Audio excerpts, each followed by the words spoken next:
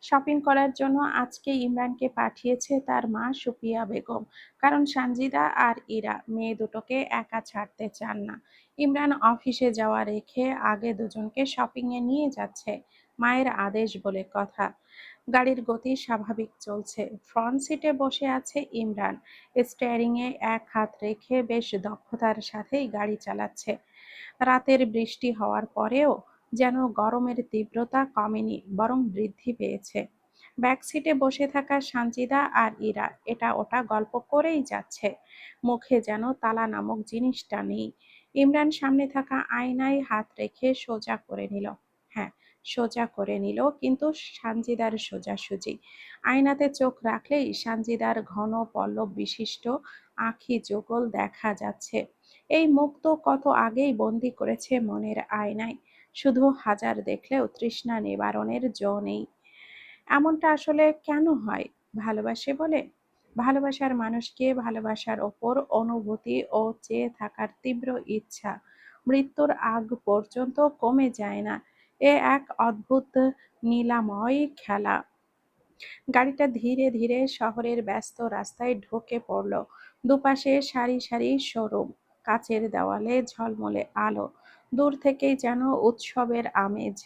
ইমরান গাড়িটা পার্কিংয়ে ঢুকিয়ে ইঞ্জিন বন্ধ করতেই সানজিদা আর ইরা দুজনেই হালকা উত্তেজনায় একে অপরের দিকে তাকালো।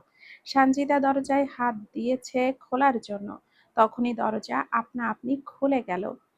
অবাক হয়ে চোখ তুলে সামনে তাকিয়ে দেখল ইমরান দরজা খুলে দাঁড়িয়ে আছে। চোখে সানগ্লাস, মেরুন রঙের টি-শার্ট পরিহিত। মেরুন রঙে বেশ মানিয়েছে ইমরানকে। না চাইতেও এক দৃষ্টিতে তাকিয়ে রইল সানজিদা। সানজিদার এমন কাজে ইমরান হালকা কেশে সানজিদাকে হুঁশে আনার চেষ্টা করলো। সানজিদাও বেশ বিব্রত বোধ ও আর লজ্জা মাথায় নুয়ে বের হয়ে ইরার পাশে গিয়ে দাঁড়ালো।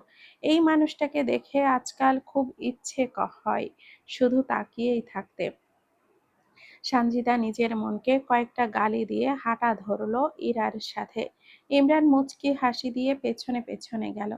শপিং মলের স্বয়ংক্রিয় কাচের দরজাটা খুলতেই শীতল এসির বাতাস এসে গরমে ক্লান্ত শরীর জুড়িয়ে দিল। ভেতরে ঢুকেই চোখ ঝলসে যাওয়ার মতো আলোর ঝলকানি। মেঝেতে সাদা মার্বেলের ওপরে লাইটের প্রতিফলন যেন ছোট ছোট তারার মতো ছড়িয়ে আছে। চারপাশে মানুষের গুঞ্জন। কেউ দাম জিজ্ঞেস করছে, কেউ ট্রায়াল রুমের সামনে লাইনে দাঁড়িয়ে, কেউ আবার নতুন কালেকশনের সামনে ছবি তুলছে। প্রথমেই তারা ঢুকলো একটা বড় পোশাকের শোরুমে। সারি সারি র্যাকে সাজানো শাড়ি, থ্রি পিস, গাউন। রঙের বাহারে চোখ জুড়িয়ে যায়। গাঢ় নীলের ওপরে রূপালী কাজ, হালকা পিচের ওপরে সূক্ষ্ম ফুলের নকশা, লাল জামদানি থেকে শুরু করে প্যালেস্ট শেডের আধুনিক ডিজাইন। প্রত্যেকটা শাড়ি যেন আ- আলাদা আভিজাত্যের প্রতীক বহন করে। হঠাৎ চোখ গেল এক তাঁতের শাড়ির ওপরে। আকর্ষণ যেন সেখানেই আটকে গেল। হাতে নিয়ে দাম দেখে চম্বুকের ন্যায় আটকে রইল। তড়িঘড়ি করে শাড়িটা থেকে হাত সরিয়ে নিয়ে থ্রি পিসের দিকে এগোলো। ইরা ওর পছন্দ মতো খুঁজে চলেছে, আর সানজিদাও তার অর্থ অনুযায়ী। সে এখানে আসার পর থেকে ৩টে টিউশনি নিয়েছে। এতে করে পড়ালেখা ও নিজের খরচ বেশ স্বাচ্ছন্দ্যে চলে যায়। খাবার খরচ সানজিদা দিতে চেয়েছে বহুবার, কিন্তু সুফিয়া বেগমের রাগ অভিমানের পাল্লায় আর সেটা দেওয়া হয় না। তার কথা, মেয়ে হিসাবে যখন আঁকড়ে ধরেছে, তাহলে খাওয়ার খরচ দিয়ে থাকতে হলে যেন দূরে চলে যায়। ইরা একটা হালকা ল্যাভেন্ডার রঙের ড্রেস তুলে আয়নার সামনে ধরতেই সানজিদা মুচকি হেসে বলল, এটা তোমার উপরে দারুণ মানাবে, একবার পরে দেখো। ইমরান একটু দূরে দাঁড়িয়ে মোবাইলে অফিসের মেইল চেক করছিল, কিন্তু মাঝে মধ্যে চোখ তুলে দুইজনের উৎসাহ ভরা মুখ দেখছিল। তাদের হাসি, খুনসুটি সবকিছু দেখে তার ঠোঁটের কোণে অজান্তেই হাসি ফুটে উঠল। তারপর তারা গেল জুতার সেকশনে। কাচের তাকের ভেতরে সাজানো হাই হিল, স্যান্ডেল, স্নিকার্স আর ঝকঝকে আলোয় আরো আকর্ষণীয়। এরা একটা হালকা সোনালি হিল পায়ে গলিয়ে হাঁটতেই টুকটুক শব্দে মেঝে কেঁপে উঠল। সানজিদা আবার আরামদায়ক জুতো পছন্দ করে, বেশ উঁচু না আবার বেশ নিচুও না, মাঝামাঝি সাইজের। মাপ অনুযায়ী নিয়ে নিল দুজনেই। দাঁড়াও, আমার কথাটা শোনো, তুমি আমাকে ভুল বুঝছো। রিমের পেছনে যেতে যেতে কথাগুলো বলল নির্ঝর, কিন্তু কোনো পাত্তাই দিল না রিম। এমন আচরণের পর রিমের আর নির্ঝরকে দেখতেই ইচ্ছে করছে না। হঠাৎ করেই সামনে এসে দাঁড়ালো। এমনি নির্ঝরকে দেখলে এখন আতঙ্ক লাগছে। আমার কথাটা শোনো, তুমি যা ভাবছো আমি এরকম নই। ওটা একটা অ্যাক্সিডেন্ট ছিল, বিশ্বাস করো, আমার এমন কোনো উদ্দেশ্য বা চাওয়া ছিল না। আমি শুধু, প্লিজ আপনি চুপ করুন তো। এত হ্যাংলা কেন আপনি? এত কিছুর পরেও আপনি আমার কাছে আসছেন? নিজেকে কি মনে করেন, খুব বড় মাস্তান? তুমি যেমনটা করছেন, মেয়েদেরকে কিভাবে সম্মান দিতে হয় জানেন না? আর একবার কথা বলতে আসলে আমি কমপ্লেন করব, বলেই চলে গেল রিম। পেছনে নির্ঝর বলা বনে গেল। সে কি করতে চায় আর কি হতে চায়, ভাগ্য আসলে নিয়ে আছে। রাইসাকে নির্ঝরের বিষয়টা বললেও ফাহিমের বিষয় কিছুই বলেনি। দুই বান্ধবী বসে আছে। রাইসার সামনে চোখ রাখতেই দেখলো একটা মহিলা তার মেয়েকে নিয়ে এসেছে। স্কুল ছুটি হয়েছে। মেয়েটা ছুটে গিয়ে মাকে জড়িয়ে ধরলো। তার মাও কত আবেশে জড়িয়ে নিল। ওড়নার আঁচল দিতেই মেয়ের চোখে মুখের ঘাম মুছে দিয়ে কপালে একটা চুমু খেলো। মেয়ের পিঠ থেকে ভারী বইয়ের ব্যাগখানা নিজের হাতে তুলে নিল। এটাই মা, সন্তানের ভার সইতে কষ্ট হবে বলে নিজের হাতে তুলে নিল। রাইসার চোখ থেকে অগোচরেই পানি পড়ল। তার তো মা নেই, এইসব কষ্টের কথা বলার মতো মানুষও তার নেই। কাকে বলবে জীবনের গল্প? সে নিজেও গুছিয়ে কথা বলতে পারে না। নিজের ভেতরের কষ্ট জমাট বেঁধে ক্ষয় হয়ে যাচ্ছে ধীরে ধীরে। রাইসা, তুমি কাঁদছো?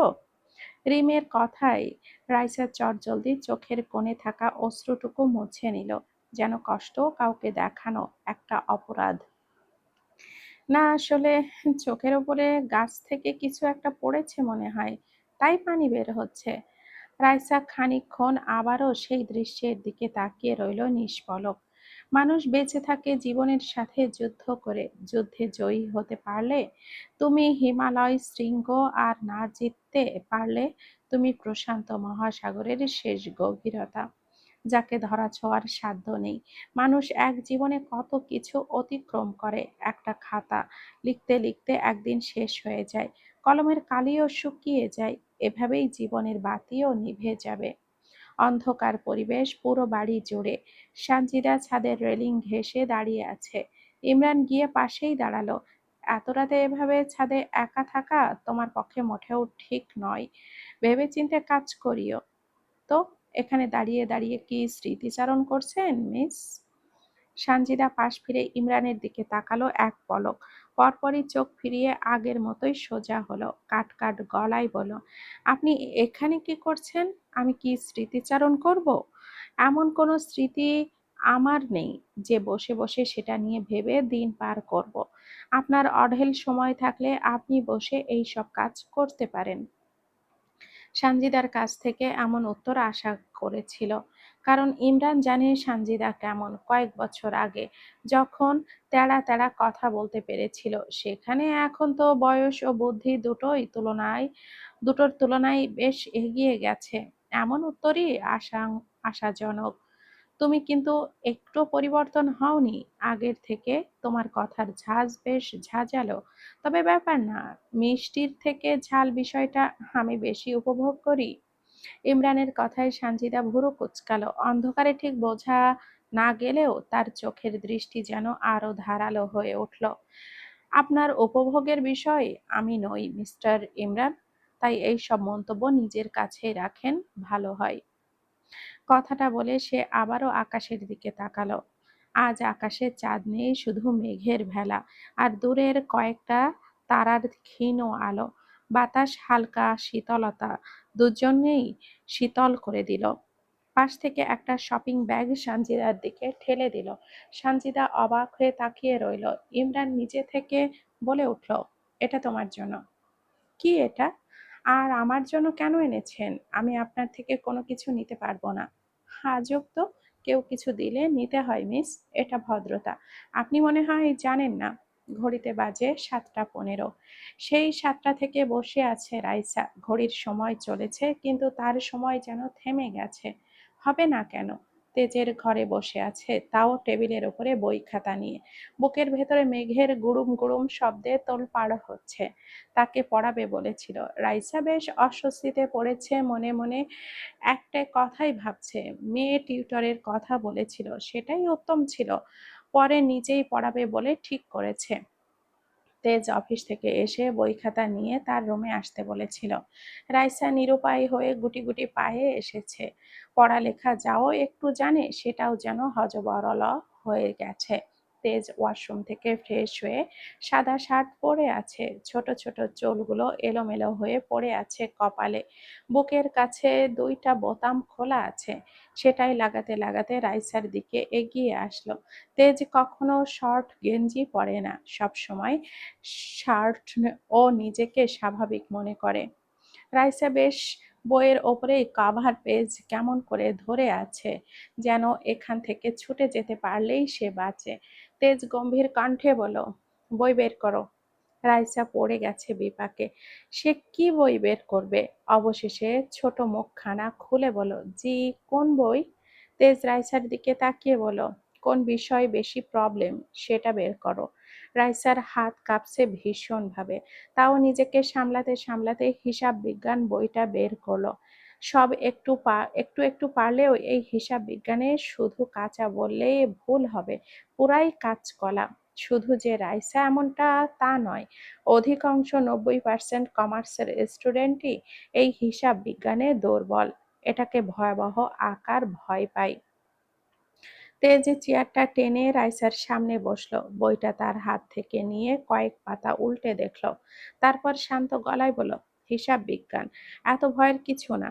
তুমি ভয় পাও বললেই কঠিন লাগে। রাইসা নিচের দিকে তাকিয়ে রইল। তার আঙ্গুলগুলো এখনো কাঁপছে। বুকের ভেতরে ধকধক শব্দ যেন নিজেই শুনতে পাচ্ছে। তেজ খাতা খুলে একটা অঙ্ক লিখে দিল। এরপর রাইসার দিকে খাতা এগিয়ে দিয়ে বলল, এইটা করো। রাইসা খাতার দিকে তাকিয়ে রইল, মাথা কাজ করছে না। সংখ্যাগুলো যেন চোখের সামনে নাচছে। তেজ ভুরু কুঁচকে বলল, কি হলো, শুরু করো। রাইসা কাঁপা কাঁপা হাতে কলম তুলে নিল।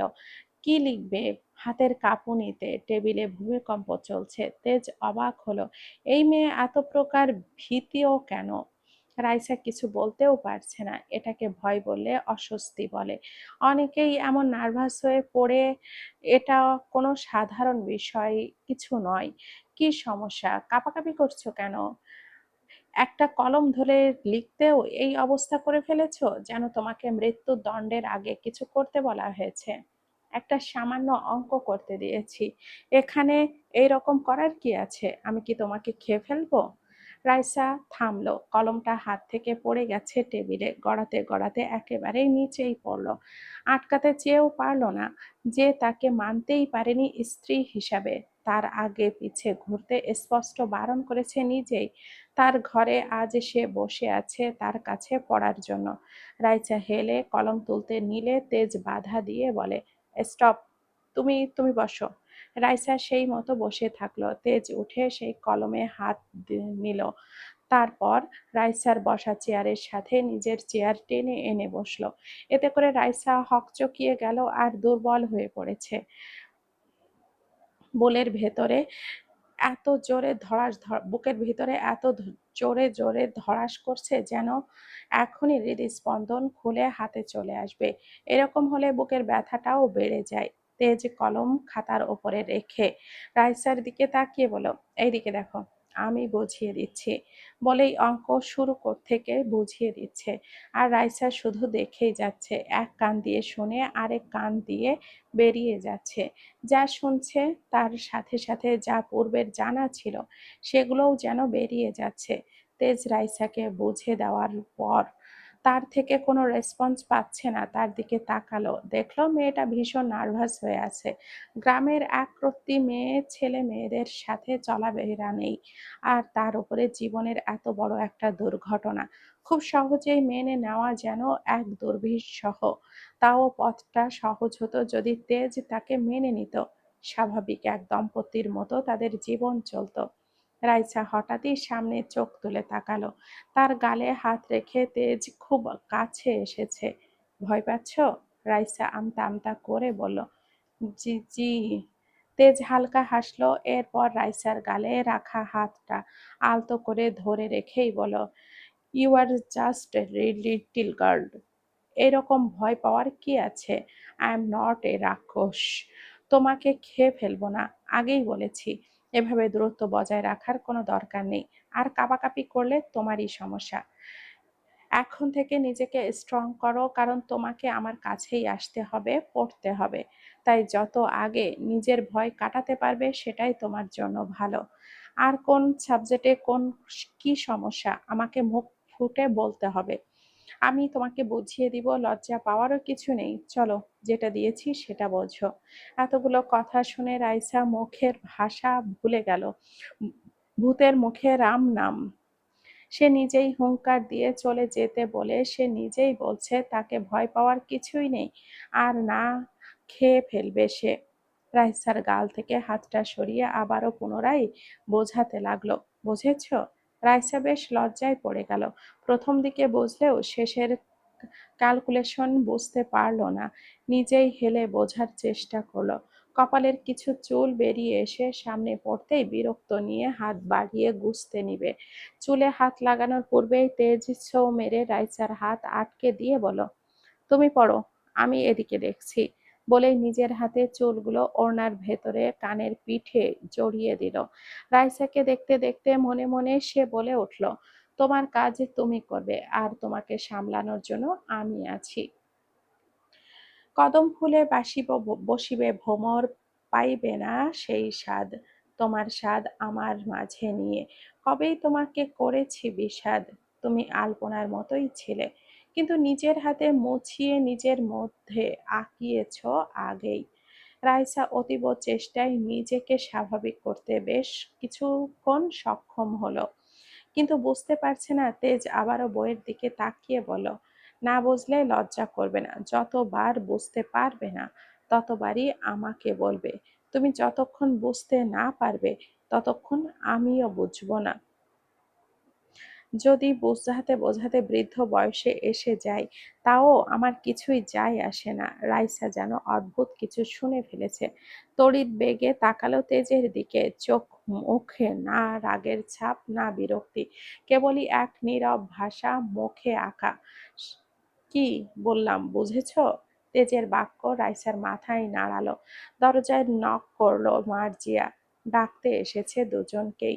ভাইয়া খেতে ডেকেছে নিচে। তেজ স্বাভাবিকভাবেই বলল, তোরা খেয়ে শুয়ে পড়, পড়া শেষ হতে টাইম লাগবে। কিন্তু আম্মু, তেজ একটু জোরেই বলল, এক কথা দুইবার বলতে ভালো লাগে না, একবার বলেছি তো। ওর পড়া শেষ হলে গিয়ে খেয়ে নিব, তোরা খেয়ে নে। অর্ধ পড়ায় উঠে গেলে যা বুঝেছে সব খাবারের সাথে খেয়ে ফেলবে, তুই যা। মার্জিয়া ভয়ে চুপচাপ চলে গেল। সে এখানে দাঁড়িয়ে দাঁড়িয়ে তার ভাইয়ের ঝাড়ি খেয়ে পেট ভরাতে চায় না। তেজ চেয়ার থেকে উঠে ল্যাপটপটা এনে টেবিলে বসে পড়ল।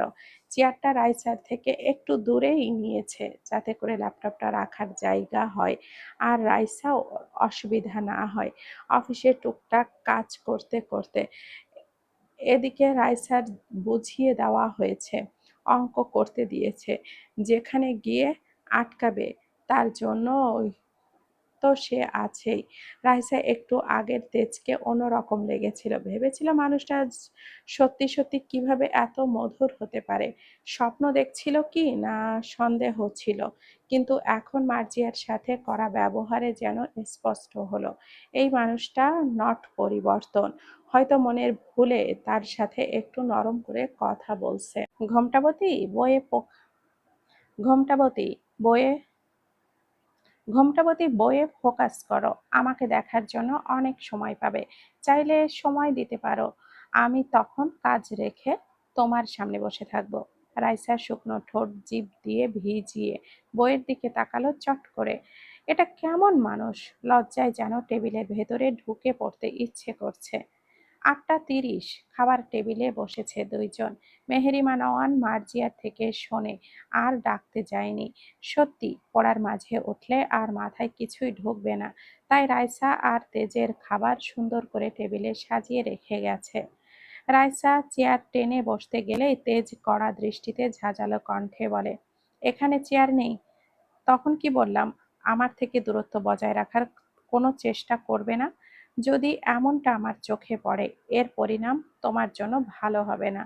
রাইসা ঠায় দাঁড়িয়ে আছে। কি বলছে এইসব? দূরত্ব রাখবে না মানে কি? সবকিছু এই ছোট্ট মস্তিষ্ক নিতে পারছে না। কি হলো? এখনো দাঁড়িয়ে আছো কেন? পিউ পাশের চেয়ার টেনে আরো কাছে নিয়ে রাইসার উদ্দেশ্যে বলল, এখানে বসো। এমনি এতক্ষণে ভেতরে পাথর চেপে তার ঘরে বসেছিল, এখন আবার খাবার টেবিলেও এত পাশাপাশি বসে থাকতে হবে। মনে হচ্ছে বাঘের ঘোয়ায় ঢুকে পড়েছে। না চাইতেও বসে পড়লো, করার কিছুই নেই। ভাত আঙ্গুলে আঙ্গুলে চালাচ্ছে বেশি আর মুখে দিচ্ছে কম। যদিও রাইসা তেমন একটা খায় না বলতে অভ্যাস হয়ে গেছে মেপে খাওয়ার। খাচ্ছ না কেন বলেই আরো বেশি খাবার প্লেটে তুলে দিতেই রাইসা আহাম্মক বনে গেল। এত খাবার সে কিভাবে খাবে? এখন না বলবে কিভাবে? খেতে খেতেই মনে হয় তার ওপরে পাঠিয়ে দিবে একেবারে। আমি এত খাবো না তো। নত মস্তিষ্কে কথাটা বলল রাইসা। বিপরীতে তেজ বলল, আমি এখানেই আছি, আস্তে ধীরে সব শেষ করে উঠবে। যে শরীর, একটু নিজের চেষ্টায় যত্ন নিতে পারো। যখন দিবে তখনই খাওয়ার কোনো দরকার আছে? তোমাকে কি খেতে বারণ করে কেউ?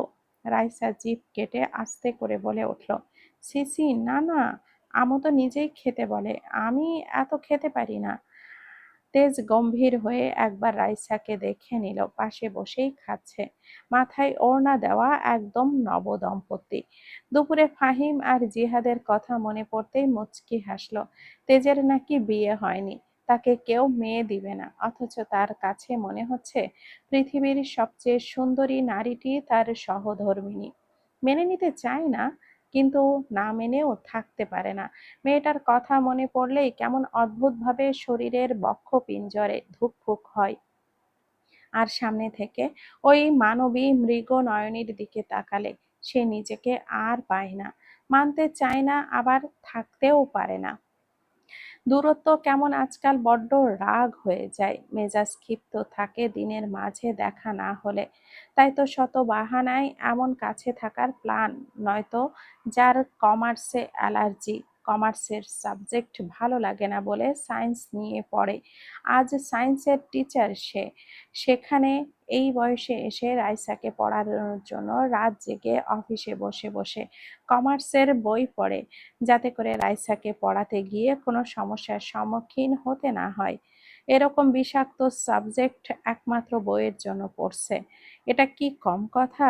যে কেউ শুনলে অনায়াসে চোখ বন্ধ করেই বলে দিবে হি লাভস হার, অথচ নিজেই বুঝতে পারছে না। রাইসা, সে যদি জানতো তার জন্য তেজ এত সব করছে, তাহলে হয়তো তেজ ভয় না পেয়ে সহজভাবে নিত, দূরে দূরে না থেকে তার সব কথা শুনতো, হৃৎপিণ্ড কাঁপুনির জায়গায় দোলা দিত এক অন্যরকম অনুভূতিতে, যা সে কখনোই উপলব্ধি করেনি। তেজকে নিজের দিকে চেয়ে থাকতে দেখে রাইসা মাথা নামিয়ে খেতে শুরু করলো। রিম বাড়ি জুড়ে লাফিয়ে লাফিয়ে চলছে, ঘুরতে তার মজা লাগে ভীষণ। তাও আজকে এসেছে তার বাবার বন্ধুর বাড়িতে, কোনোদিন আসা হয়নি, এই প্রথম এসেছে। ভেতরে ঢুকতেই চোখে পড়ে প্রশস্ত ড্রয়িং রুম। দেওয়ালে ঝুলছে সুন্দর সুন্দর পেন্টিং আর পারিবারিক কিছু ছবি। পুরো বাড়িটাই একটা শান্ত, পরিপাটি আর অভিজাত পরিবেশ, যেন প্রতিটা জিনিস খুব যত্ন করে সাজানো হয়েছে। রিমের বাবার বন্ধুরা দুই ভাই, বড় ভাই নিজাম চৌধুরী ও ছোট ভাই আকরাম চৌধুরী। নিজাম চৌধুরীর এক ছেলে এক মেয়ে, আকরাম চৌধুরীর শুধু এক ছেলে। যে যার মতো কাজে গেছে। তাদের আসার পরে ঘরের পরিবেশ যেন আরো প্রাণবন্ত হয়ে উঠল। নিজাম চৌধুরীর স্ত্রী হাসি মুখে এগিয়ে এসে তাদের আপ্যায়ন করলেন। ড্রয়িং রুমে বসে কথাবার্তা চলছে। তখন জুঁইকে বলল রিমকে বাড়িটা ঘুরিয়ে দেখাতে। যেহেতু তারা সমবয়সী, জুঁই সিঁড়ি বেয়ে নেমে এলো, মুখে মিষ্টি হাসি। রিমের সামনে এসে দাঁড়িয়ে বলল, চলেন, তোমাকে আগে আমাদের বাগানটা ঘুরিয়ে আনি। রিমও আগ্রহ নিয়ে সাথে সাথে চলল। প্রথমে তারা বাগানে গেল। জুঁই এক এক করে সবকিছু দেখতে লাগলো। বাড়ির পরিবেশ বেশ সুন্দর। রিম মুগ্ধ হয়ে চারপাশে দেখছিল। তোমাদের বাড়িটা সত্যি খুব সুন্দর, জুঁই হেসে বলল। ধন্যবাদ। চলো এবার ভেতরে যাই। দুজন সিঁড়ি বেয়ে ওপরে উঠল। জুঁই এক এক করে ঘরগুলো দেখতে লাগলো। স্টাডি রুম, গেস্ট রুম আর তার নিজের ঘর। নিজের ঘরে ঢুকেই জুঁই একটু লজ্জা পেয়ে বলল। দুইজন সিঁড়ি বেয়ে ওপরে উঠল। জুঁই এক এক করে ঘরগুলো দেখাতে লাগলো। স্টাডি রুম, গেস্ট রুম আর তার নিজের ঘর। নিজের ঘরে ঢুকেই জুঁই একটু লজ্জা পেয়ে বলল, এইটা আমার রুম। রিম চারপাশে তাকিয়ে বলল, খুব সুন্দর। একের একে অপরের সাথে কথা বলতে বলতেই জানতে পারলো একই ক্লাসে পড়ে। তখন আরো বেশি কথা হয়ে উঠলো। এমনি রিম প্রচুর কথা বলে, সাথে যদি এরকমের মস্তিষ্কের সাক্ষাৎ পাওয়া যায় তাহলে তো কথাই রইলো না। দুজন কথা বলতে বলতে ছাদে চলে এসেছে। এখানেও হরেক রকমের গাছ লাগানো আছে। ঘোরাঘুরি শেষ করে ছাদ থেকে নামতে গিয়ে পড়লো বিপাকে। ফড়িংয়ের মতো তিড়িং বিড়িং করে লাফিয়ে লাফিয়ে নামতে লাগলো জুঁইয়ের আগে। যেমন চঞ্চলা তেমনি আকামা। লাফিয়ে নামতে গিয়েই হঠাৎ যখন সামনাসামনি কাউকে উঠতে দেখল তখনই পা ব্রেক করে নিল, কিন্তু গতির জড়তার কারণে পা স্থির হয়ে শরীর ঝুঁকে গেল সামনের দিকে। পড়ি পড়ি করতে করতে সামনের ব্যক্তির বুকে একেবারে পাথরের মতো ধরাম করে বাড়ি খেল। শরীর যাতে একেবারে যা তা পাথর বলাই তা উচিত। বাচ্চা একটা মেয়ের এমন দানবীয় একখানা যুবকের বুকে পড়লে তো এর থেকে ভালো কিছু হওয়ার সম্ভাবনা থাকে না। সামনের যুবকও বিরক্ত নিয়ে শক্ত করে ধরে বুকের থেকে ওঠালো। ফর্দায়েল, চোখে দেখতে পারিস না? কানের মাথা খেয়ে বসেছিস? দিলি তো মেজাজটা বিগড়ে। কানের নিচে একটা থাপ্পড় খাওয়ার আগে আমার সামনে থেকে সরে দাঁড়া। রিম প্রথমে ভয় পেয়ে গেল। এত রাগী গলা বুকের ভেতরে ধক করে উঠল। তবুও নিজেকে সামলে নিয়ে তাড়াতাড়ি করে সোজা হয়ে দাঁড়ালো। নতুন বাড়ি এসে যদি এমন একটা দুর্ঘটনা ঘটে! লজ্জায় মাথা, কান সব একেবারে কাটা গেল রিমের। কি এক অবস্থা! চোখ তুলে তাকাতেই ছেলেটাকে ঠিক মতো দেখতে পেল না। লম্বা গম্ভীর মুখ, কপাল কুঁচকে আছে বিরক্তিতে, চোখ দুটো যেন আগুন ছড়াচ্ছে। রিম ঠোঁট ফুলিয়ে বলল, এইভাবে ধমকানোর কি আছে? আমি কি ইচ্ছে করে ধাক্কা দিয়েছি নাকি? ছেলেটা আরো কপাল কুঁচকে সামনে তাকিয়ে হাঁ হয়ে গেল। এই মেয়ে কে? এদের বাড়িতে কি করছো? এতক্ষণ জুঁই মনে করে ধমকিয়েছে, কিন্তু এখন তো পুরাই কেস খেয়েছে। মেরুন রঙের শার্ট, কুর্তি আর গলায় ঝুলানো ওড়না। চেহারায় মেকআপের হালকা আস্তরণ, কপালের ওই কালো টিপ জ্বলজ্বল করছে মুখের মাঝে। এক নজর তাকিয়ে চোখ ছোট করলো, কোথায় জানি দেখেছে। তখনই ফাহিমের মনে পড়ল, এটা তো সেই মেয়েটা যাকে ভার্সিটিতে দেখেছিল। রিম আর ফাহিম একে অপরের দিকে তাকিয়ে অবাক হয়ে রইল। এমন অনাকাঙ্ক্ষিত সাক্ষাৎ সম্পর্কে অবচেতন ছিল। ফাহিম চোখ সরিয়ে পুনরায় বলল, চোখ কি কপালে থাকে? এরকম অভ্যস্ত হয়ে গেছেন নাকি? কোথায় কেমন চলতে হবে জানো না? একেবারে বাচ্চাও তাও তো লাগছে না। রিমও কম যায় না, সঙ্গে সঙ্গে উত্তর দিল, আপনি উঠছিলেন কেন সামনে? একটু সরে উঠলেই তো হতো। সোজা আকাশ থেকে তাল পড়ার মতো আমার সামনেই কেন আসতে হলো আপনাকে? সাইডে জায়গা আছে, সেই দিক দিয়ে আসলেন না কেন? আপনার জন্য আমি আজকে পটল টমেটো সব তুলতে লাগছিলাম। বাবা মায়ের এক টুকরো হীরের খনি আমি। আমার কিছু হয়ে গেলে তাদের কি কি আপনার সন্তান দিয়ে দিতেন? আপনার, সরি, আমার কিছু হয়ে গেলে তাদেরকে কি আপনার সন্তান দিয়ে দিতেন? এই কথাটা শুনে ফাহিম যেন আরো অবাক হয়ে গেল। মুখে কোনো বাণী আসতে চাইছে না। এই মেয়ে এত কথা বলতে পারে? সামান্য ১ সেকেন্ডের কথা ১ মিনিটে গড়িয়ে দিল। একেবারে রাগে গরম চোখে তাকিয়ে রইল কয়েক সেকেন্ড। জুই ও ফাহিমের সাথে তর্ক করার খাম্বার মতো করে দাঁড়িয়ে দাঁড়িয়ে দেখছিল। পরে এসে এগিয়ে এসে জুই বলল, ভাইয়া রাগ করো না, ও তো ইচ্ছে করে করেনি। তুই চুপ কর, নিজে যেমন ফ্রেন্ড তেমনই আর কি। আমার সামনে থেকে দুজনে চলে যাও। ফাহিম মনে করেছিল এটা জুইয়ের বান্ধবী, একে সেই দিন রাস্তায় এমন অবস্থা, তাই রেগে রেগে কথাগুলো বলেছে, নিজেকে সামলাতে পারে না। তাহলে বাড়ি থেকে বের হয় কেন? এটাই তার উক্তি। শুনুন, এরকম চোটপাট করছেন কেন? গার্লফ্রেন্ড কি ছ্যাঁকা দিয়েছে, নাকি ঘরের বউ ঝাড়ু পিটা করেছে? কার রাগ এসে আমার উপরে ঝাড়ছেন? প্রথমে তো বলেইছি আমি ইচ্ছে করে এমনটা করিনি। আর কিছু বলবে তার পূর্বেই জুই দ্রুত বেগে এসে রিমের হাতটা খপ করে ধরে সিঁড়ি দিয়ে নিচে নামলো। আরে, তুমি আমাকে কোথায় নিয়ে যাচ্ছ?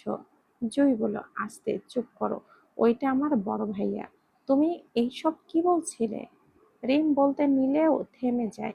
মনে পড়ে যায় যে ফাহিম ভার্সিটির টিচার, আর সে একদিন তাকে উপকারও করেছিল। স্বভাববশত এমন বিহেভ করায় আজ থেমে থাকতে পারেনি।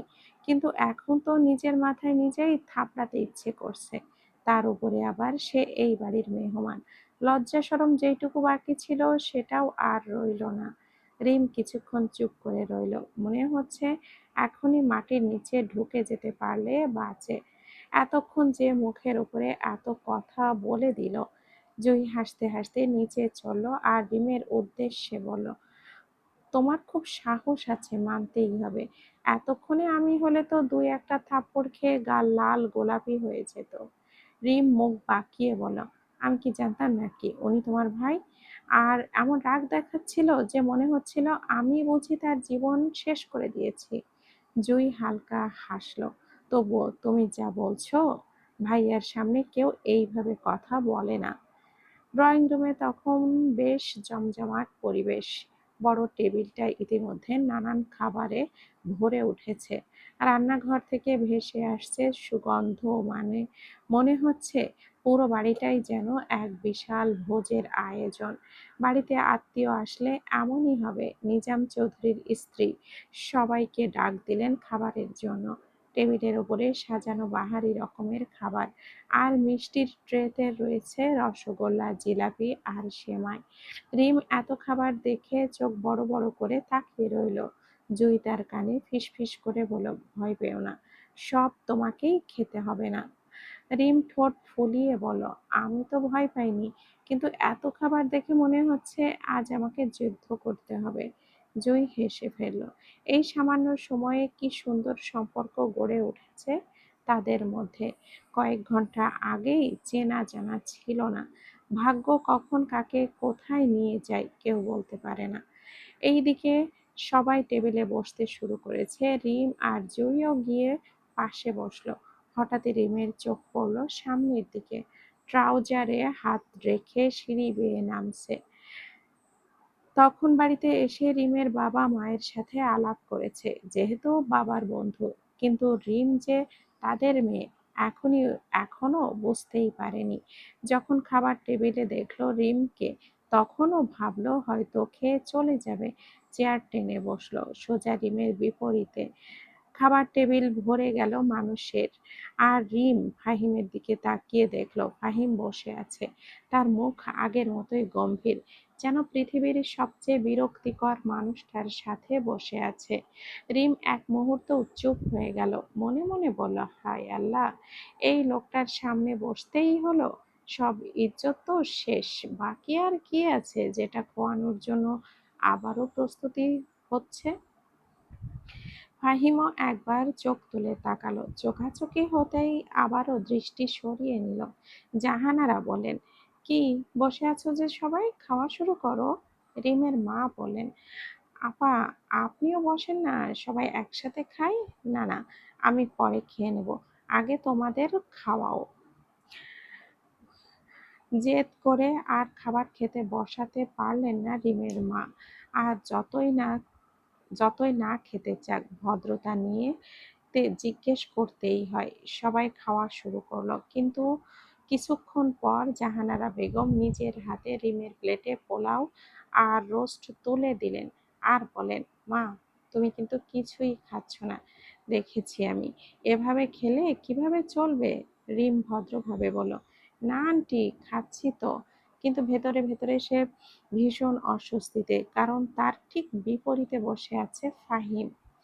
জুই পাশ থেকে ধাক্কা দিয়ে বলল, খাও না, এভাবে বসে আছো যে।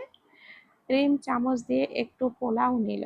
এইদিকে টেবিলে গল্প জমে উঠেছে। নিজাম চৌধুরী বললেন, রিম্মা, শুনেছি তুমি নাকি খুব ভালো পড়াশোনা করো। রিম একটু লজ্জা পেয়ে বলল, না না আঙ্কেল, এমন কিছু না। আকরাম চৌধুরী হেসে বলেন, তো কোথায় পড়ো মামুনি? রিম কলেজের নাম বলে জাহানারা বেগম খুশিতে বলে ওঠে, আমাদের ফাহিম তো ওই ভার্সিটিরই টিচার। তোমার যদি কোনো সমস্যা হয় তাহলে ফাহিমের কাছে যেও।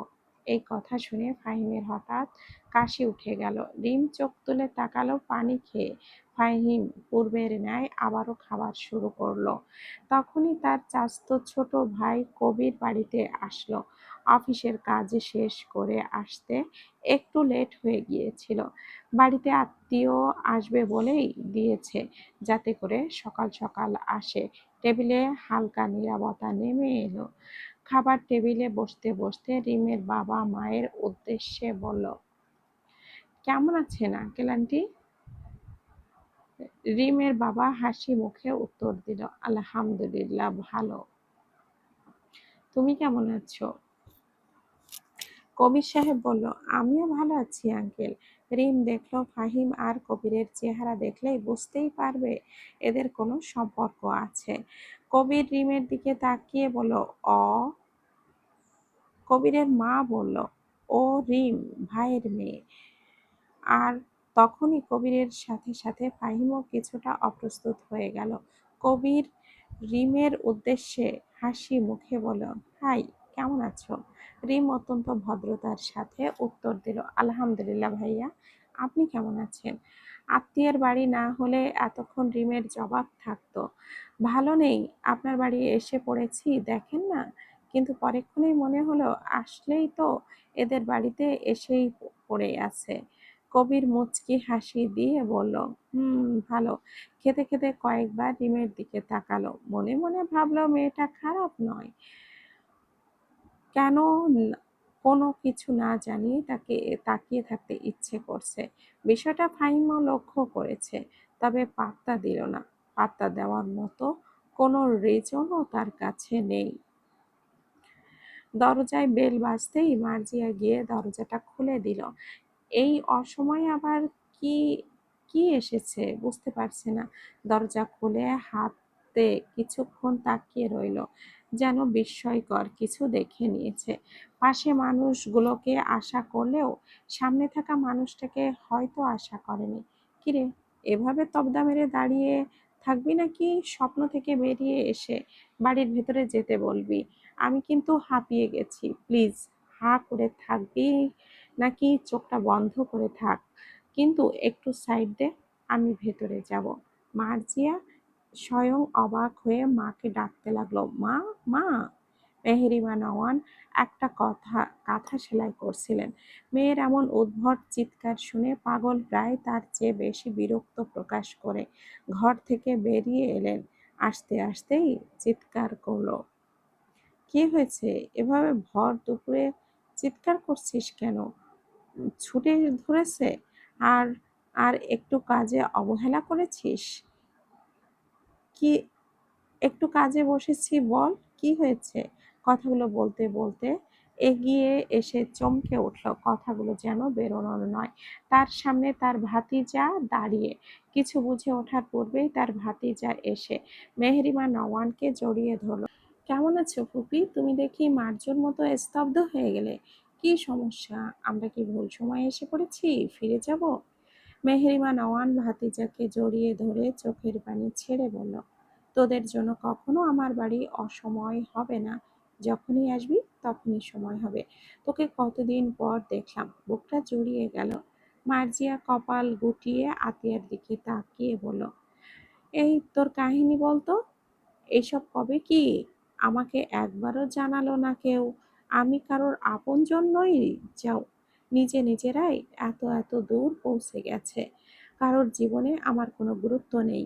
আমি তোমাদের সোনার নামে মামলা করব। আতিয়ার মা হাসলো। এরপর মার্জিয়ার দিকে এগিয়ে মাথা অদূরে রাখা হাত বুলিয়ে একেবারে, আমি বলতেই চেয়েছিলাম রে মা, ওরা দুজন বলতে দেয়নি। তুই ওদেরকে বল। আমি বলে দিলে নাকি সারপ্রাইজ থাকবে না। বাধ্য হয়ে বুড়ো বয়সে আমাকে নাকি সারপ্রাইজের সামিল হতে হচ্ছে। কি একটা মুসিবত এর মধ্যে আছি, বলতে পারবো না।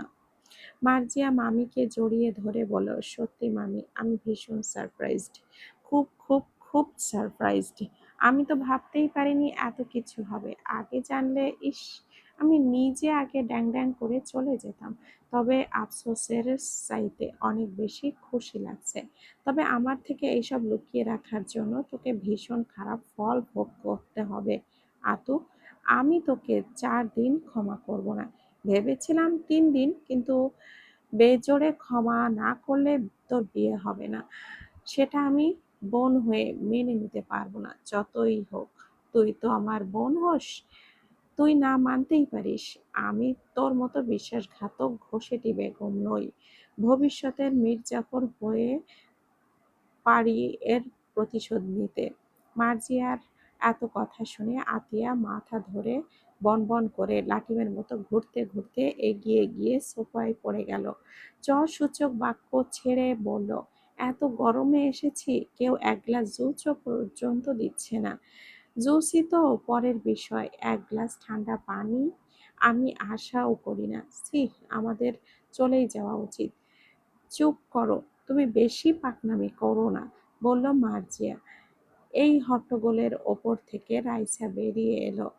সিঁড়ির ওপরে দাঁড়িয়ে সামনে তাকিয়ে যেন ভূত দেখার মতো চমকে গেল। 2 হাতে চোখ ডলে আবারও সামনে তাকালো। এখনো বিশ্বাসযোগ্য হচ্ছে না। স্বপ্ন দেখছে নাকি বাস্তব? সিঁড়ি বেয়ে দিল এক দৌড়। আপু, আপু, তুমি কোথায় হারিয়ে গিয়েছিলে? আমি তোমাকে কত মিস করেছি আপু। তুমি জানো, তুমি চলে যাওয়ায় আব্বু মা কতটা কষ্ট পেয়েছে। তুমি আমাদের ছেড়ে কেন গিয়েছিলে আপু? তোমাকে খুব খুঁজতে ইচ্ছে করতো, কিন্তু আমি কোথায় খুঁজবো? আমি তো কিছুই চিনি না। আমাকে বলেও গেলে না আপু। তুমি খুব খারাপ আপু, তুমি আমাকে ছেড়ে গিয়েছো। অশ্রুধারায় যেন বয়ে চলেছে ধাবিত কোনো নদীতে। উপস্থিত সবাই যেন হতবিহ্বল। রাইসাকে এইভাবে দৌড়াতে দেখে সবাই আশ্চর্য হয়ে তাকিয়ে রইল। তারপর দেখলো সামনের একটি মেয়ের বুকে কেমন গুটিসুটি মেরে বাবুই পাখির মতো অভিযোগ করতে লাগলো। মেহেরিমা নওয়ান এতক্ষণ বিষয়টা বুঝতে পারলো। যে মেয়েটাকে জড়িয়ে ধরেছে আসলে সেই সানজিদা, যার সাথে তেজের বিয়ের কথা ছিল। হুট করে বিয়ে থেকে এভাবে পালিয়ে যাবে এমনটা আশা বোধগম্য ছিল না। তিনি আর মাহতাব নওয়ান দুজনেই মেয়েকে দেখে বিয়ে ঠিক করেছিল।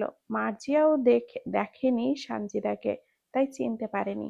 নয়তো ফ্রেন্ডকে কেউ চিনবে না?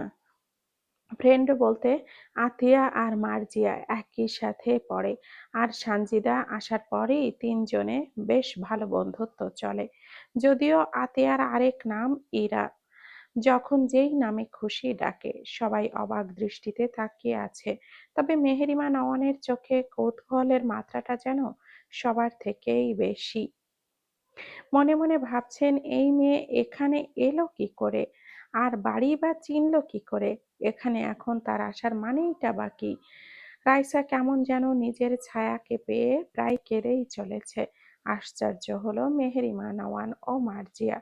যে মেয়ে একটার বেশি দুটো কথা বলে না, মন মরা ছাড়া থাকেনি, সেই মেয়ে কিভাবে একটা মেয়েকে দেখে ভঙ্গুর হয়ে পড়েছে, যেন তাকে ছাড়া চলতেও বড্ড কষ্ট হচ্ছে, যতটা কষ্ট এক বৃদ্ধ লাঠি ছাড়া হয়। সানজিদা যে এমন পরিস্থিতির সম্মুখীন হবে এটা সে কল্পনাও করেনি। পৃথিবী বড্ড গোলাকৃতির, ঘুরে ঘুরে ঠিক সেই মানুষগুলোর সাথেই দেখা হয়ে যায়। কিন্তু এমনটা হওয়ার কি প্রয়োজন ছিল? হতে পারে ছিল, এটাই উপরওয়ালার ইচ্ছা। রাইসাকে খুব করে আঁকড়ে ধরল সানজিদা। তার চোখ থেকেও পড়ছে সেই বৃষ্টিধারা। ছোট থেকেই তো একসাথে বড় হয়েছে। নিজে বড় বোনের দায়িত্ব পালন করেছে। ছায়ার মতো সবকিছু থেকে বাঁচানোর চেষ্টা করেছে। অবশেষে সেই নরক থেকে বাঁচাতে পেরেছে। সানজিদা সানজিদার জন্য সে না থাকলে এমন কিছু হবে যার কারণে রাইসার সুন্দর একটা ভবিষ্যৎ হবে। আর এই মানুষগুলো নাকি খুব খারাপও নয়। তাই এই কঠিনতম সিদ্ধান্ত সে নিয়েছিল। নিজের জীবনের সবচেয়ে বড় সুখ বিসর্জন দিয়েছিল ছোট বোনের জন্য, যে সব সময় সেই বাড়িতে তার মায়ের হাতে অত্যাচারিত হয়। এমন কয়েকজন বোন আছে এমন কয়জনের বোন আছে যার বাবাও এক নয়, মাও এক নয়, অথচ কি সুগভীর বিশালতা তাদের সম্পর্কের। আপু, তোমার কি আমার কথা একবারের জন্যও মনে হয় না? আমি খুব করে চেয়েছিলাম তুমি ফিরে আসো, কিন্তু আমি তোমাকে দেখতে পারবো ভাবিনি।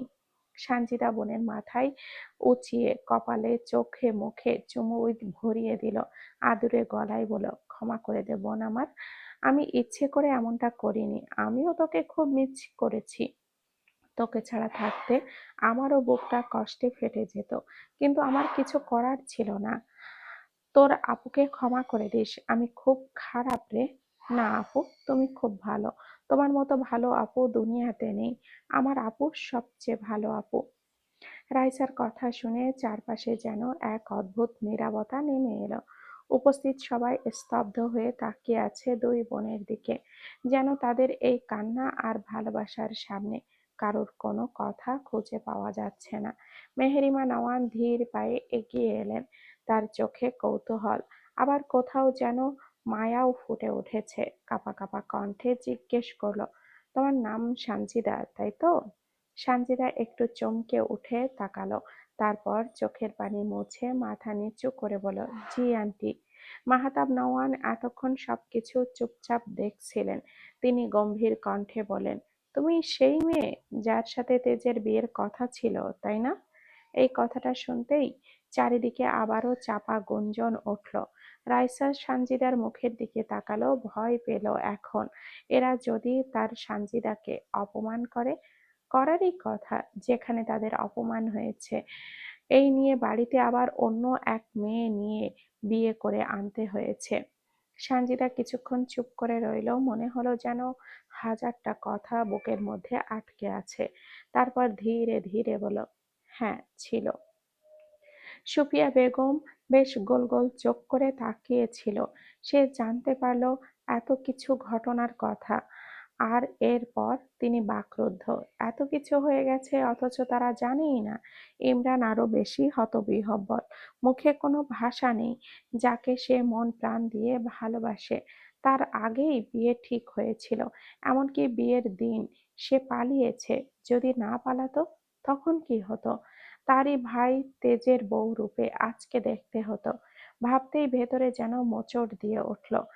এতটা ভূমিধস হয়ে গেছে তার ভালোবাসার মানুষের ওপর দিয়ে, অথচ সে জানতেও পারেনি।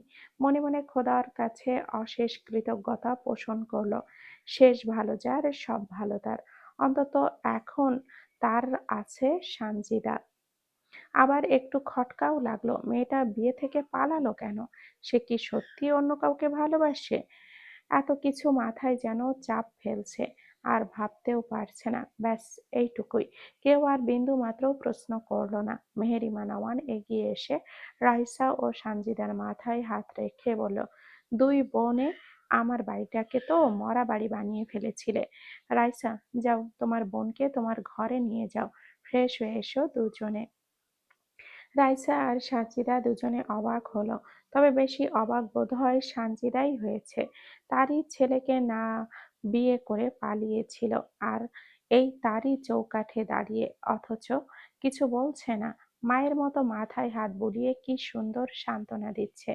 রাইসা মাথা নাড়িয়ে সানজিদাকে ধরে নিয়ে যেতে লাগলো। সিঁড়ি বেয়ে ওপরে উঠতেই মেহেরিমা নওয়ান বলে উঠল, রাইসা মা, তেজকে একটু ডেকে দিও কেমন? রাইসা আজ খুশির জন্য সবকিছু করতে পারে। হাসি মুখে বলে, ঠিক আছে আম্মু। কথাটা শুনেই সানজিদা কেমন মায়া ভরা চোখে তাকালো। আজ এখানে দাঁড়িয়ে সেই মানুষটাকে আম্মু বলার অধিকার তার থাকতো, অথচ ভাগ্যের পরিহাসে তাকে আন্টি ডাকতে হচ্ছে। রাইসা সানজিদার হাতটা ধরে কি সুন্দর ওপরে উঠে গেল। নিচের সবাই তাদের যাওয়ার পানে তাকিয়ে রইল। মাহতাব নওয়ান স্ত্রীর দিকে চেয়ে বলেন, তুমি যে কিছু বললে না? মেহেরিমা নওয়ান অবাক হলেন। কি বলবো আমি? সেই দিনের এই মেয়ের জন্যই তো রাইসার মুখ পর্যন্ত দেখনি। তার উপরে খুব রাগও করেছিলে সেই দিন। তো আজকে তাকে এর জন্য কিছু বললে না তো? কেন সে বিয়ে ছেড়ে পালিয়ে গেছে এর কৈফিয়ত চাইলে না?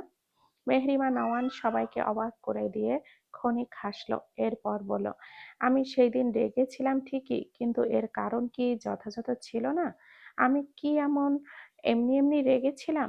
আমার মতে সেই পরিস্থিতিতে যে কেউই রাগ করবে, এটা অস্বাভাবিক কিছু নয়। আর আমি সানজিদাকে কেনই বা কিছু বলতে যাব?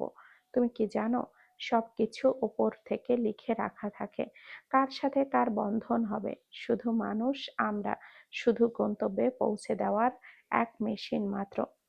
যেখানে রাইসা আমার ছেলের কপালে ছিল, সেখানে আমি শুধু শুধু সানজিদাকে দোষ দিতে পারি না।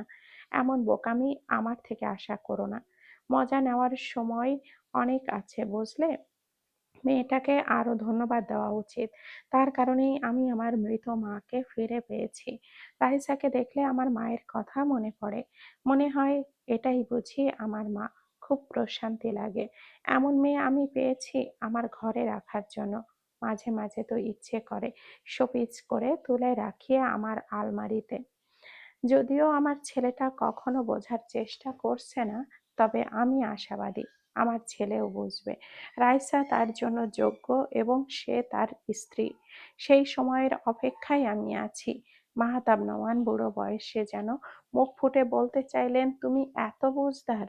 আমি সঠিক মানুষকেই ভালোবেসেছি। তুমি সত্যিই ভালোবাসার থেকেও বেশি কিছুর যোগ্য।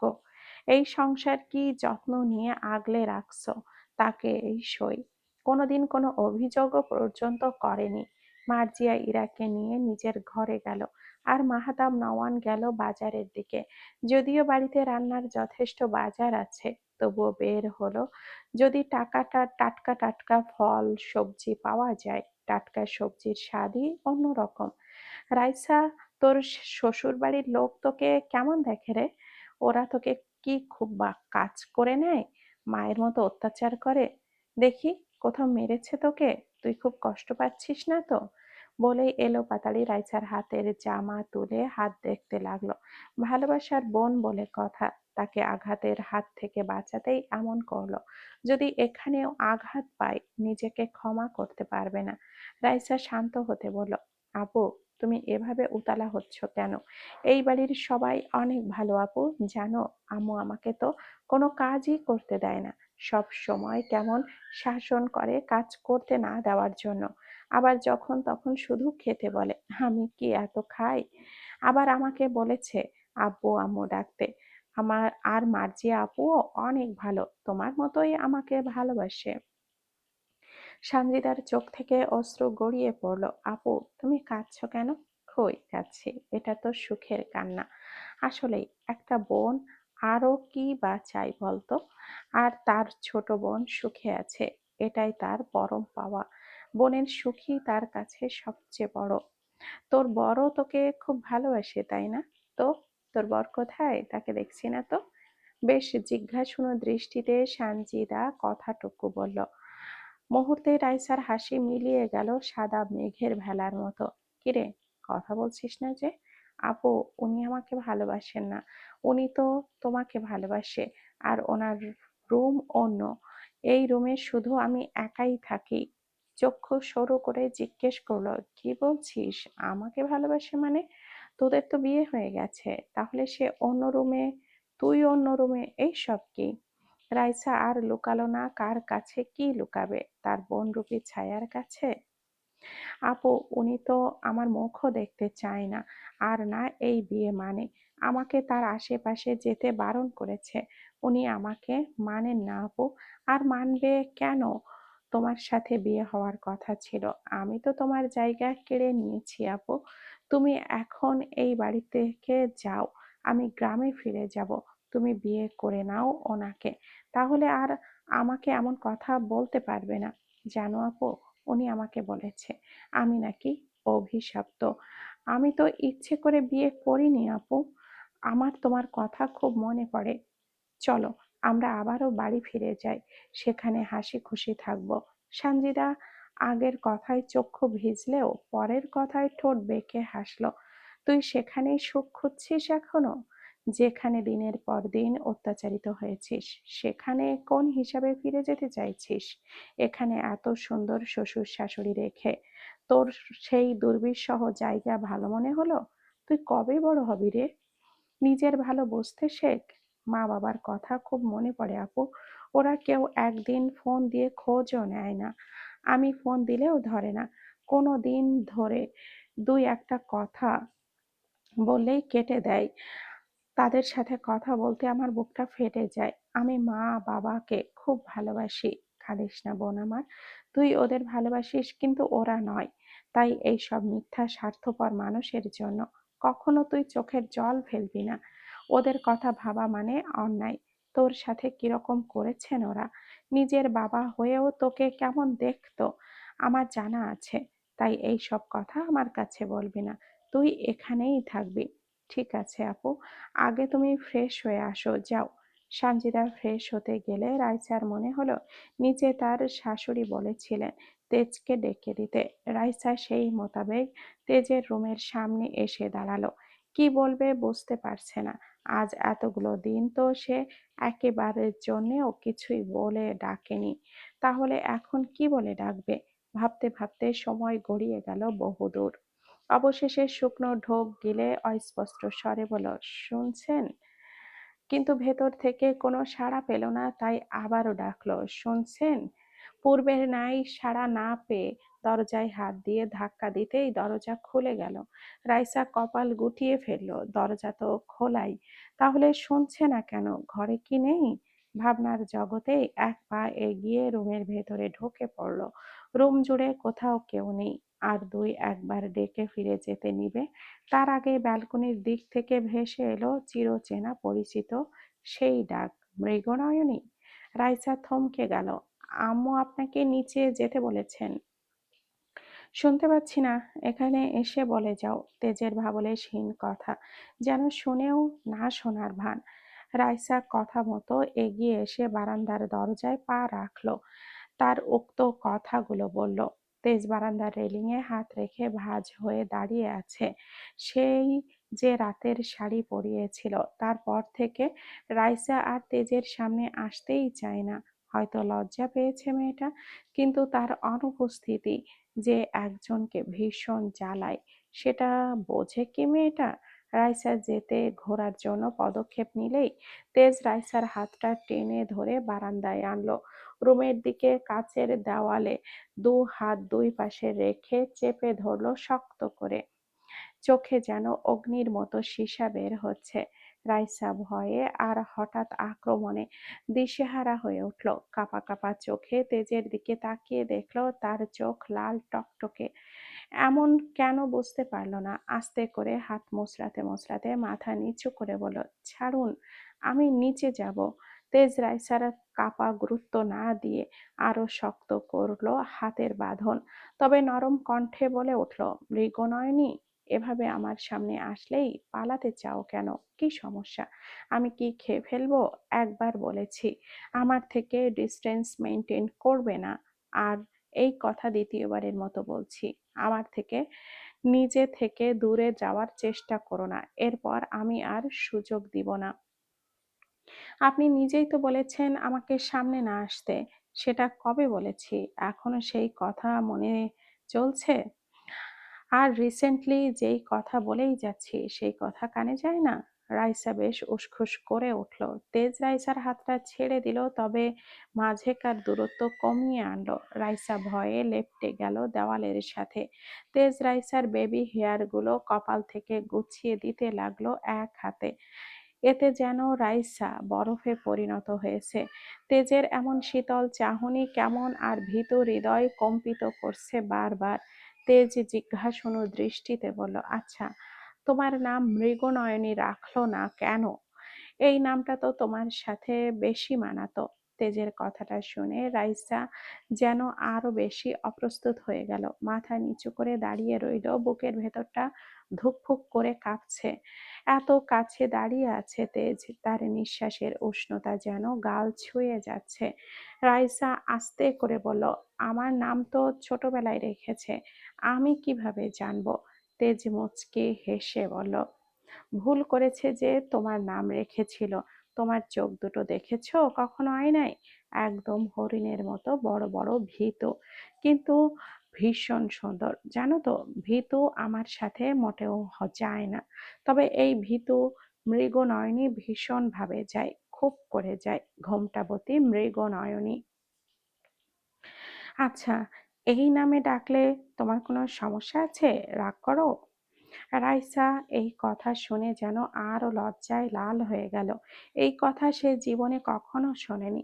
তেজ তো তাকে অপছন্দ করে, এই কথাটাই তো এতদিন বিশ্বাস করে এসেছে। তাহলে আজ এমন কথা বলছে কেন? আস্তে করে বলো, আপনার যাই ইচ্ছা। তেজ একটু থেমে গেল, চোখের দৃষ্টি গভীর হয়ে উঠল। কয়েক মুহূর্ত চুপ থেকে ধীর কণ্ঠে বলল, তোমার সমস্যা থাকলেও আমার কিছু যায় আসে না, সমস্যা না থাকলেও কিছু যায় আসে না। আমি মৃগনয়নী বলেই ডাকবো। একদম ইউনিক নাম, ঘোমটাবতী মৃগনয়নী। রাইসা মাথা তুলে তাকালো। তেজের চোখে আজ এক অদ্ভুত কোমলতা, কিন্তু সেই চোখের ভেতরে আবার কোথাও কেমন রহস্যে ঘেরা। তেজ রাইসার অতি কাছে থাকায় কেমন মনে যেন ভেতরে তোলপাড় সৃষ্টি চলছে। রাইসার দিকে ঝুঁকে একেবারে যেন চেপটে যাচ্ছে। মাথায় সুন্দর করে হাত বলিয়ে রাইসার থুতনিতে হাত রেখে উঁচু করে নিজের দিকে করলো। রাইসা চুপ করে তেজের সেই অদ্ভুত চাহনি দেখে মাথা নিচু করতে চাইলেই পারল না। তেজ তা হতে দিল না। রাইসার মুখের দিকে নিজের মুখ এগিয়ে নিল। ক্ষণিকের জন্য রাইসার বুকের ভেতর গুড়ুম গুড়ুম মেঘের গর্জন চলল। অকপটে চেয়ে থাকা চোখ দুটো বন্ধ করে নিল। ভয় আবেগ দুই মিলে অন্য এক জগতে বসবাস করলো। তেজ কাছে আসার গতি খুবই ভয়ঙ্কর। পুরুষালী শরীরে যে এমন মারাত্মক ঘ্রাণ থাকে, রাইসা এ পর্যন্ত গভীরভাবে উপলব্ধি করেনি। আগে আগেও এভাবে দাঁড়িয়েছিল তেজ, তবে সেটা রাগ আর ভয়ের কারণে সেই অনুভূতি বুঝতে পারেনি। ঘোমটাবতী, তোমার মৃগ নয়ন খোলো, আমি দেখতে চাই এই চোখে কি আছে যা অদ্ভুত। কি এমন রহস্য আছে? আমাকে সেই রহস্য উন্মোচন করতে দাও। মৃগনয়ন খুলে আমাকে সাহায্য করো। রাইসার চোখ দুটো আরো খিচে কাঁপতে কাঁপতে কাঁপতে লাগলো। চোখের পাতা ভয়াবহ আকার কাঁপছে। নিজেকে কেমন খোলামেলা লাগছে। চোখটা বদ্ধ অবস্থাতেই দুই হাতে ওড়না পেঁচিয়ে বলো, কি করছেন? তেজ আরো মুখ এগিয়ে রাইসার কপালের ওপরে থাকা উড়ন্ত অবাধ্য চুলগুলোতে ফু দিল। সাথে সাথে রাইসা চোখ খুলল। তেজ কিছুই বলল না, আবার সরে গেলও না। সবে রাইসার গালে হাত রেখেছে, অমনি বারান্দার দরজায় কেউ যক্ষ্মা রোগীর মতো কেসে উঠল। তেজ সামান্য হকচকিয়ে গেল না, রাইসা তো ভয়ে সিটিয়ে গেল, সাথে লজ্জা, আর পৃথিবীতে থাকতে ইচ্ছে করছে না। কি এক অবস্থা! মানুষের সামনে এমন পরিস্থিতি, সে কি ভাববে? তেজ একইভাবে দাঁড়িয়ে আছে। রাইসা অসহায় দৃষ্টিতে তাকালো তেজের দিকে।